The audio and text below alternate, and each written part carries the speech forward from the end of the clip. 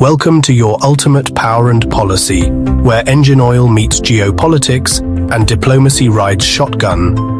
At the 2025 G7 summit in Alberta, Canada didn't just show up, it showed off.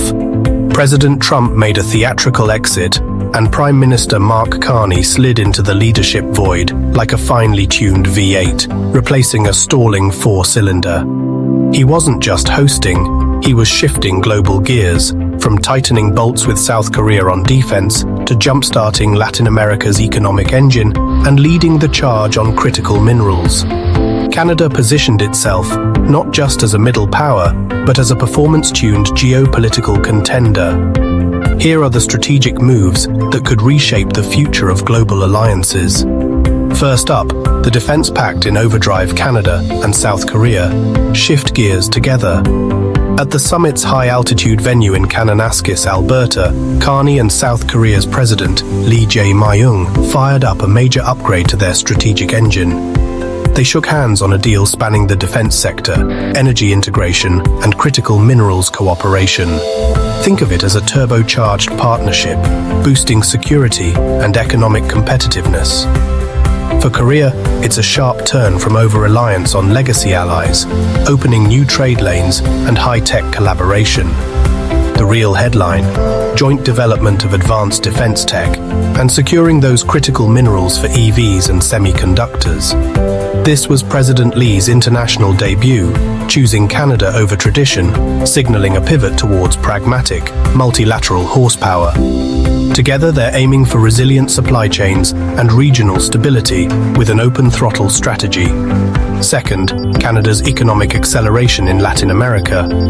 With Trump idling out, Carney rolled out a $400 million guarantee targeting Latin America and the Caribbean, unlocking over $1.6 billion in new financing. Not charity, this is catalytic capital engineered to attract private investment. Through development banks, these funds head into climate resilience, renewables, and sustainable infrastructure. Think solar grids in the Andes or reforestation in the Caribbean, all with a Canadian blueprint. This move shifts Canada from spectator to builder of resilient green economies, focused on smart long-term traction rather than hardball tactics. Third, the Critical Minerals Alliance is Canada's answer to global supply chain choke points. It's not just a mining club, it's a coordinated ecosystem. Canada supplies the raw materials, Germany processes, Korea brings battery expertise, and Japan adds recycling tech. These minerals are the pistons of the green transition, and with ESG principles baked in, it's about responsible mining. Canada made it clear, no more quiet utility player. Now it's gunning for pole position in resource security. Fourth, AI-powered fire defense, Canada's tech-driven shield. With wildfires worsening, Canada's not just fighting fires, it's predicting them. Vancouver's SenseNet, alongside Rogers, is rolling out AI-powered detection across Alberta and BC. Add fire swarms, autonomous drone swarms, and you've got real-time data and early alerts, supporting first responders with precision. It's a new, tech-savvy model for climate strategy. Resilience meets innovation, with AI feeding into national disaster readiness.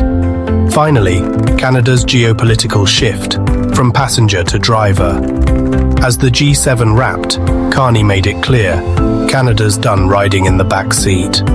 From the Critical Minerals Alliance to a new EU security pact, Canada positioned itself as a bridge builder in a fragmented world, balancing principle and pragmatism.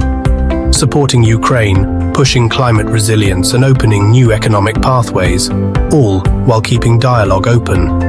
This summit marked Canada's evolution into a confident lead actor on the diplomatic stage. So, is Canada ready to replace the US as a global diplomatic leader? Will the Critical Minerals Alliance actually disrupt China's grip on EV and tech supply chains? And how do you feel about AI drones and sensors monitoring disasters, reassuring or risky?